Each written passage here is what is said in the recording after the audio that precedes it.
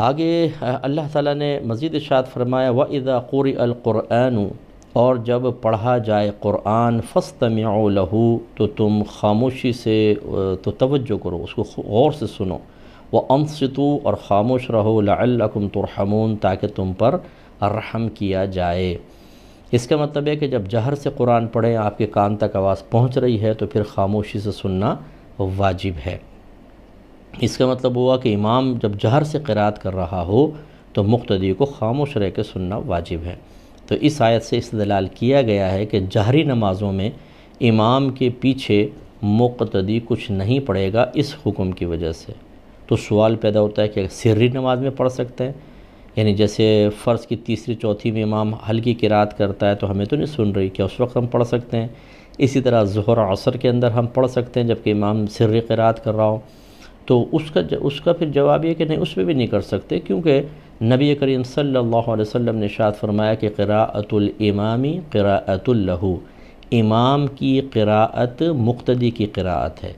تو یہ تو مطلقاً پانچوں نمازوں کو شامل ہے، سری جہری ہر قسم کی نماز کو، لیکن اس آیت سے جہری نمازوں میں خاموشی پر استدلال کیا گیا ہے۔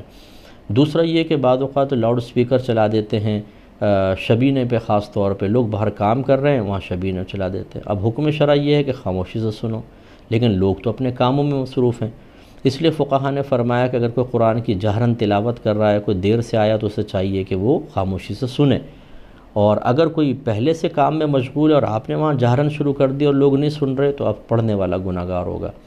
اس لیے ہم گزارش کرتے ہیں کہ یہ مسجدوں کے مائک وغیرہ نہ چلائے جائیں۔ اسی طرح محافل کے اندر قراءت ہوتی ہے، قاری صاحب پہلے قراءت کر رہے ہوتے ہیں، جس وقت قراءت کی جائے جتنا مجمع وہاں موجود ہے اسے بہت خاموش رہ کر سننا چاہیے، لیکن اس میں بھی دیکھا آپس میں باتیں کرتے رہیں گے، ادھر ادھر آتے جاتے رہیں گے، اس حکم قرآن کی مخالفت کی وجہ سے گناہ گار ہوں گے۔ ہاں، تعلیم و تعلم اس سے مستثنیٰ ہے، یہ کیونکہ وہ قرآن پڑھنا نہیں کہلاتا، وہ سیکھنا سکھانا کہلاتا ہے، لہٰذا حفظ اور ناظرہ کے مدرسوں میں کلاسز میں بچے سب بلند آواز سے پڑھ رہے ہوتے ہیں، اس میں حرج نہیں ہے، کیونکہ وہ قرات نہیں کہلاتی، وہ تعلیم و تعلم کہلاتا ہے۔ ہاں، جو آپ گھروں کے اندر قرآن خوانیاں بعض وقت کراتے ہیں، یہ قرآن پڑھنا یہ تعلیم و تعلم نہیں ہے، اس میں بس اتنی آواز سے پڑھیں کہ اپنے کان تک سنیں۔ اس میں جو حافظ صاحب بیچارے بعض، کیونکہ علم تو ہوتا نہیں، ہو زور زور سے پڑھو، زور زور سے پڑھو، وہ سارے کے سارے بلند آواز سے پڑھ رہے ہیں۔ بہاری شریعت میں موجود ہے کہ اس طرح بلند آواز سے قرآن خوانیوں میں قرآن پڑھنا یہ گناہ ہے۔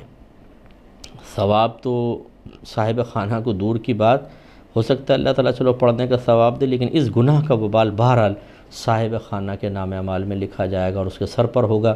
اس لیے جب آپ اپنے گھر میں قرآن خوانی وغیرہ کروائیں، میں منع نہیں کر رہا ہوں، لیکن ان کو کہیں کہ آہستہ پڑھیں، بس اتنا کہ اپنے کان تک سنیں، اور اگر وہ نہ مانیں تو پھر آپ قرآن خوانی بالکل نہ کرائیں، گھر میں ویسے قرآن پڑھ دیں، بہت برکت ہو جائے گی۔ کوئی باہر سے آ کے پڑھے اسی سے برکت ہوتی ہے، یہ کوئی شرعی دلیل نہیں ہے۔ تو مجھے یقین ہے کہ آپ انشاءاللہ اس پر توجہ کریں گے۔ اللہ تعالی ہم سب کو عمل کی توفیق عطا فرمائے۔